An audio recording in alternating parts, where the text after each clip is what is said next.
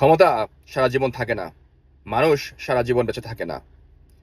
অধিকার লড়াইয়ের জন্য কোটা আন্দোলন করছে এই ছাত্রগুলো, আর আপনার গুন্ডালিক বাহিনী তাদেরকে নির্বিচারে অত্যাচার করছে, মারছে। এটা কি ধরনের রাজনীতি? আপনি আপনার ক্ষমতার অহংকারে, দাম্ভিকতায় তাদেরকে লেলিয়ে দিয়েছেন। একজন দলের সাধারণ সম্পাদক কি বলেছেন, তিনি কিভাবে উস্কে দিচ্ছেন?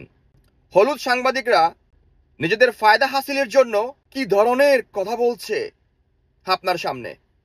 এক একটা ছাত্রকে আপনারা পেটাচ্ছেন, গুলি ছুটছেন, ককটেল বিস্ফোরণ করছেন। তারা আপনাদের কি ক্ষতি করেছে?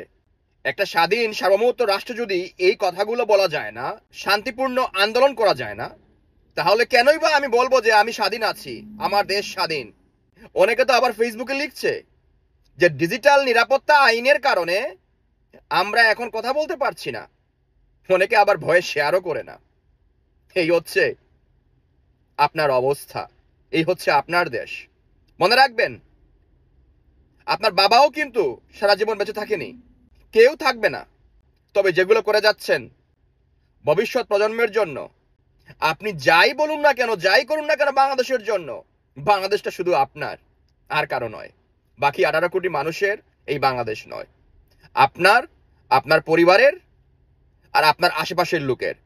তবে একটি কথা মনে রাখুন, এই ক্ষমতা হয়তোবা আর কয়েক বছর, তারপরে আমরা দেখতে চাই বেঁচে থাকলে কি হবে।